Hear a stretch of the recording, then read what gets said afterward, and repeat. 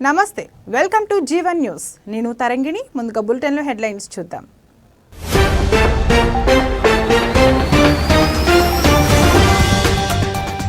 రేపు వారణాసిలో మోడీ పర్యటన, పలు అభివృద్ధి కార్యక్రమాలు ప్రారంభించనున్న ప్రధాని.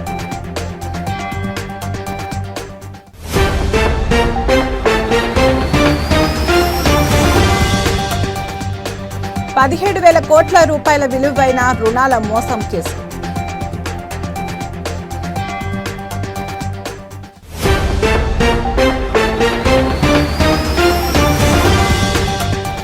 హెచ్సీఏలో భారీ కుదుపు, హెచ్సీ అధ్యక్షుడు Jaganmohan Rao suspend.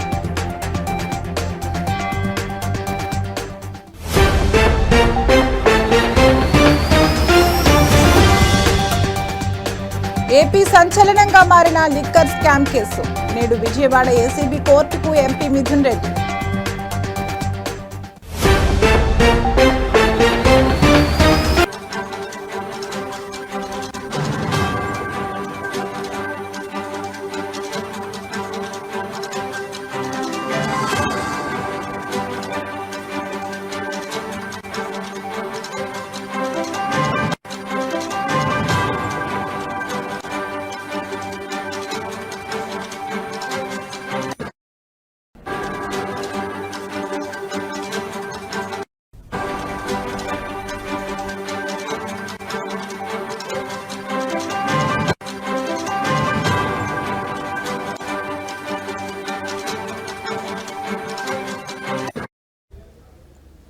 Breaking news చూస్తున్నాం. ప్రధాని మోడీ రేపు వారణాసిలో పర్యటించనున్నారు.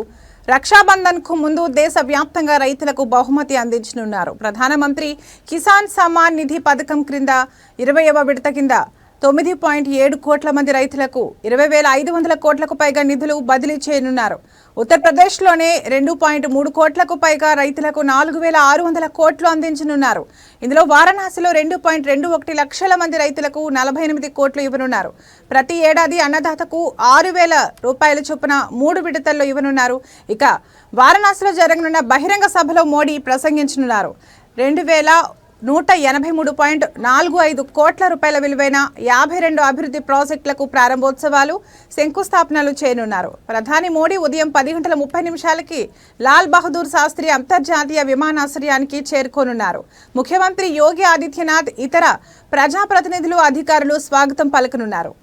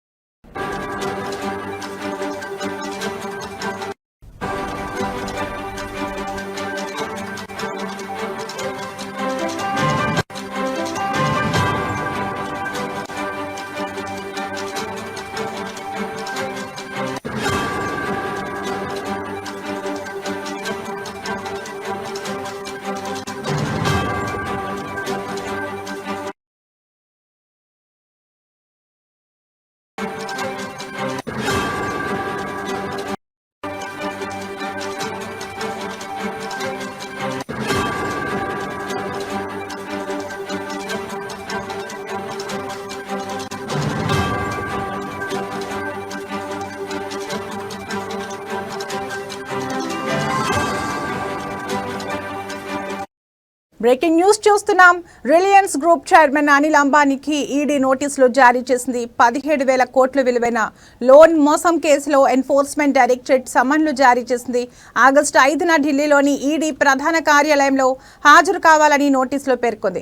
మనీ లాండరింగ్ నిరోధక చట్టం కింద ఈడీ విచారణ చేయనుంది. జూలై 24న ముంబైలో అనిల్ అంబానీ గ్రూప్కు చెందిన 35 ప్రాంతాల్లో ఈడీ సోదాలు నిర్వహించింది.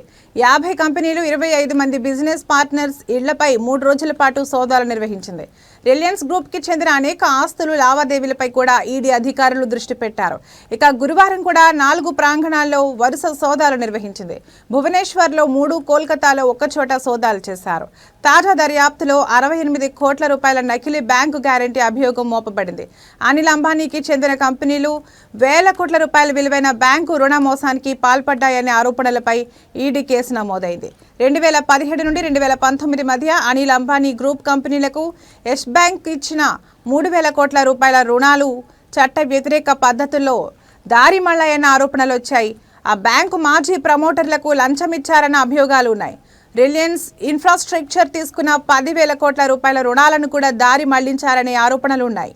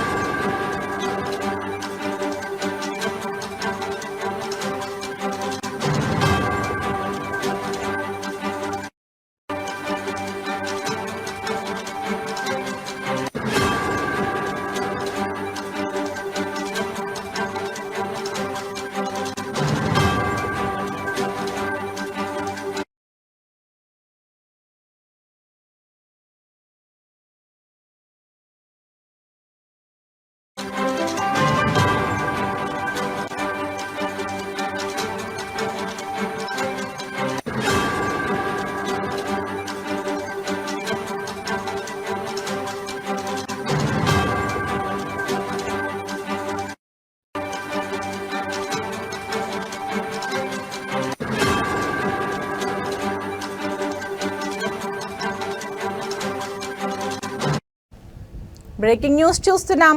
హైదరాబాద్ క్రికెట్ అసోసియేషన్ అక్రమాల వ్యవహారంలో సిఐడి దర్యాప్తులో సంచలన విషయాలు వెలుగులు చూసిన విషయం తెలిసిందే. తాజాగా హెచ్సిఏలో భారీ కుదుపు చోటు చేసుకుంది. హెచ్సిఏ అపెక్స్ కౌన్సిల్ కీలక నిర్ణయం తీసుకుంది. హెచ్సిఏ అధ్యక్షుడు జగన్మోహన్ రావును సస్పెండ్ చేసినట్లు తెలిపింది. కార్యదర్శి దేవరాజ్ ఖజాంచి శ్రీనివాసరావు పదవి నుంచి తొలగించినట్లు పేర్కొంది.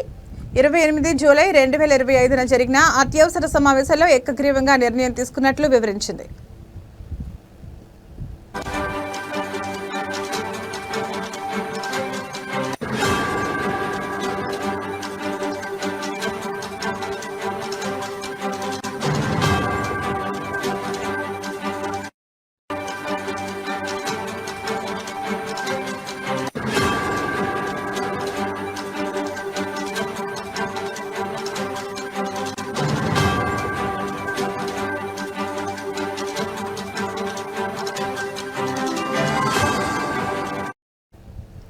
నిధుల దుర్వినియోగం, మోసం, అధికార బల దుర్వినియోగ ఆరోపణల నేపథ్యంలో సిఐడి, ఈడీ సంస్థలు ఆరోపణలపై దర్యాప్తు చేపట్టినట్లు హెచ్సిఏ వెల్లడించింది. హెచ్సిఏ నియమ నిబంధనల ప్రకారం చర్యలు తీసుకున్నట్లు తెలిపింది. పారదర్శకత, నైతిక విలువలకు కట్టుబడి ఉన్నామని హెచ్సిఏ కౌన్సిల్ వెల్లడించింది. సంఘం న్యాయబద్ధతను కాపాడేందుకే చర్యలు తీసుకున్నామని హెచ్సిఏ అపెక్స్ కౌన్సిల్ తెలిపింది.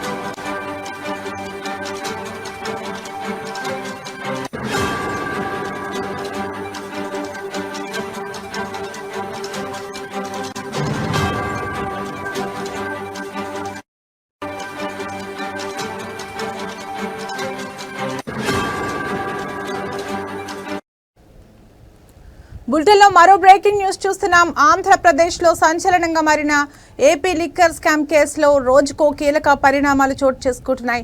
సిట్ అధికారులు ఓవైపు దర్యాప్తులో దూకుడు చూపిస్తున్నారు. మరోవైపు ఈ రోజు ఎంపీ మిథున్ రెడ్డిని కోర్టులో హాజరుపరచనున్నారు. రాజమండ్రి సెంట్రల్ జైలు నుండి విజయవాడ ఏసీబీ కోర్టుకు బయలుదేరారు YCP MP Mithun Reddy. Rajahmundry central jail నుంచి మిథున్ రెడ్డిని రోడ్డు మార్గంలో విజయవాడ తీసుకెళ్తున్నారు పోలీసులు. ఏపీ లిక్కర్ స్కామ్ కేసులో గత నెల 20వ తేదీ నుంచి రాజమండ్రి సెంట్రల్ జైల్లో రిమాండ్లో ఉన్నారు మిథున్ రెడ్డి. అయితే ఇవాళ్టితో రిమాండ్ గడువు ముగుస్తున్న నేపథ్యంలో ఇవాళ విజయవాడలోని ఏసీబీ ప్రత్యేక న్యాయస్థానంలో హాజరుపరచనున్నారు సిట్ అధికారులు. ప్రత్యేక వాహనంలో ఎస్కార్ట్ పోలీసులు మిథున్ రెడ్డిని రాజమండ్రి సెంట్రల్ జైలు నుంచి రోడ్డు మార్గంలో విజయవాడ తీసుకువెళ్తున్నారు. రాజమండ్రి సెంట్రల్ జైలు నుండి బయలుదేరిన సమయంలో జైలు వద్ద భారీగా పోలీస్ బందోబస్తు ఏర్పాటు చేశారు.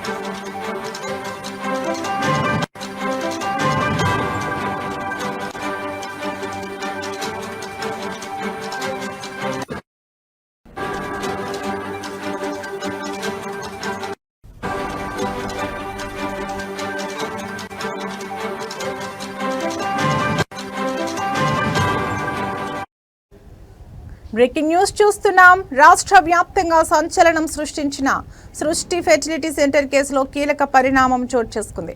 ఇవాళ డాక్టర్ నమ్రతను పోలీసులు కస్టడీకి తీసుకొనున్నారు.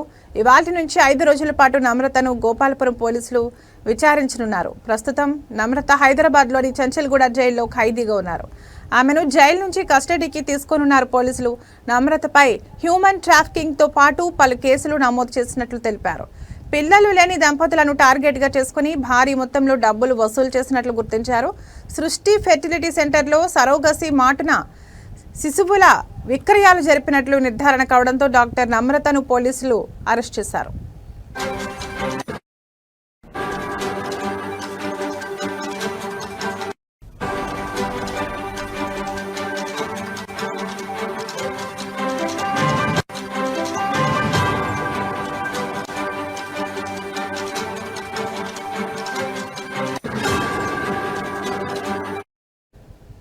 కొన్నేళ్ల క్రితం సృష్టి ఫెర్టిలిటీ సెంటర్ పేరుతో ఓ కేంద్రాన్ని ప్రారంభించిన డాక్టర్ నమ్రత పిల్లలు లేని దంపతుల లక్ష్యంగా సోషల్ మీడియా ద్వారా తన కేంద్రానికి విస్తృత ప్రచారం చేసుకున్నారు. యూట్యూబ్, ఇన్స్టాగ్రామ్, ట్విట్టర్, ఫేస్బుక్ ద్వారా రకరకాల వీడియోలు, పోస్టులు చేసేవారు. టెస్ట్ ట్యూబ్ బేబీ, సరోగసి విధానాల ద్వారా తల్లిదండ్రులు కావాలనే కోరికను తన ఆసుపత్రిలో నెరవేర్చుకోవచ్చని ప్రచారం చేసేవారు.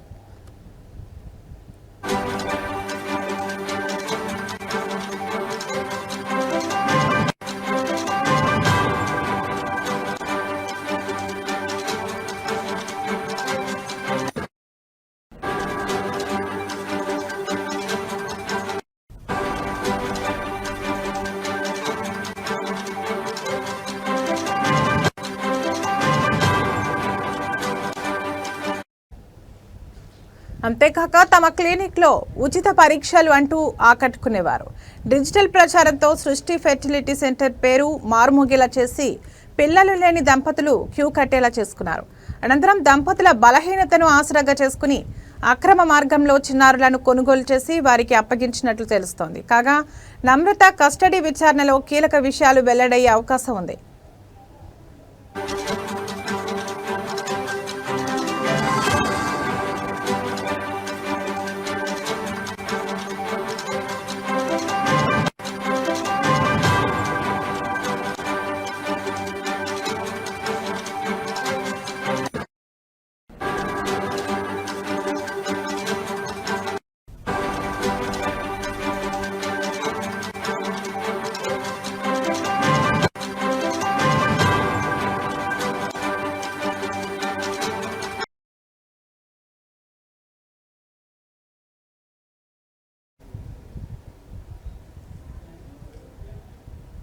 టాలీవుడ్ రౌడీ బాయ్ గా తనకంటూ ప్రత్యేక స్థానాన్ని సంపాదించుకున్న విజయ్ దేవరకొండ కింగ్డమ్ మూవీతో ప్రేక్షకుల ముందుకు వచ్చాడు. డైరెక్టర్ గౌతమ్ తెన్ననూరి దర్శకత్వం వహించిన ఈ మాస్ యాక్షన్ ఎంటర్టైనర్ జూలై 31న రిలీజ్ అయి పాజిటివ్ టాక్ సొంతం చేసుకుంది.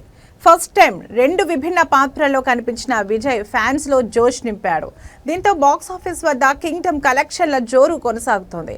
విజయ్ దేవరకొండ బాక్సాఫీస్ ను కుమ్మేశాడు. మొత్తంగా ఇరు తెలుగు రాష్ట్రాల్లో కలిపి 9.92 కోట్ల రూపాయల షేర్, 18 కోట్ల గ్రాస్ వరకు కలెక్ట్ చేసినట్లు టాక్ వినిపిస్తోంది. యుఎస్ లో ఇప్పటికే $1.1 మిలియన్ కంటే ఎక్కువగానే గ్రాస్ వచ్చింది. అంటే 8 కోట్లకు పైగా ఓవర్సీస్ లో వచ్చాయి. ఈ సినిమా హిట్ అనిపించుకోవాలంటే 53.50 కోట్ల షేర్ రాబట్టాలి. పాజిటివ్ టాక్ సొంతం చేసుకున్న ఈ మూవీ వీకెండ్ రోజుల్లో వచ్చే కలెక్షన్స్ తో రీచ్ అవుతుందా లేదా అనేది తెలియాల్సి ఉంది.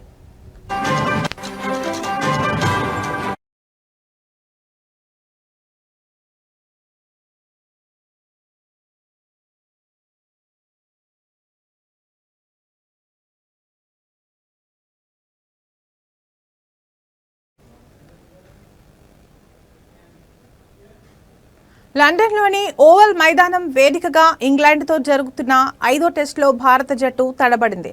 తొలి రోజు ఆట ముగిసే సమయానికి కీలకమైన 6 వికెట్ల నష్టానికి 204 పరుగులు చేసింది టీమిండియా. అయితే వరుస క్రమంలో వికెట్లు కోల్పోయి కష్టాల్లో పడిన జట్టును middle order batter Karun Nair అర్ధశతకం చేసిన ఆదుకున్నాడు. కరుణ్ 98 బంతుల్లో 52 రన్స్తో తన బ్యాటింగ్ను కొనసాగిస్తున్నాడు. ఇక అతడితో పాటు వాషింగ్టన్ సుందర్ ప్రస్తుతం క్రేజ్లో ఉన్నాడు. కాగా టీమిండియా బ్యాటర్లలో opener Yashasvi Jaiswal, KL Rahul, Ravindra Jadeja, captain Gill తీవ్రంగా నిరాశపరచగా సాయి సుదర్శన్ పర్వాలేదనిపించాడు. అయితే ఇంగ్లాండ్ బౌలర్లలో జోష్ టంగ్, అట్కిన్సన్ తలా 2 వికెట్లు తీసుకోగా క్రిస్ ఓక్స్ ఓ వికెట్ పడగొట్టాడు. అయితే టీమిండియా బ్యాటింగ్లో విఫలం కావడానికి ప్రధాన కారణం మాత్రం ఓవెన్లో కురిసిన వర్షమే అని చెప్పాలి. ఎందుకంటే వరుస విరామాల్లో వాన పడడంతో స్టేడియం పచ్చిగా ఉండటం వల్ల ఇంగ్లాండ్ బౌలర్లకు అనుకూలంగా మారింది. దీంతో వరుస సెషన్స్లో టీమిండియాపై ఒత్తిడి పెంచి వికెట్లు సాధించగలిగారు. మరోవైపు శుభ్మన్ గిల్ వరుసగా 5వ టెస్టులోనూ టాస్ ఓడిపోవడం జట్టు వ్యూహాలపై తీవ్ర ప్రభావం చూపింది. రెండో రోజు ఆటలో బ్యాటింగ్ పటిష్టంగా కొనసాగితేనే భారత్ తిరిగి మ్యాచ్లో నిలుస్తుంది. లేకపోతే ఈ సిరీస్ను టీమిండియా కోల్పోయే అవకాశం ఉంది.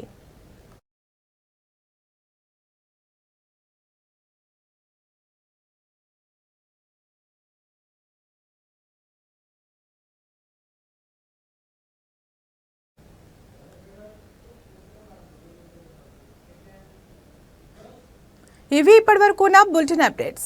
మరో బులెటిన్లో మళ్ళీ కలుద్దాం. నమస్తే.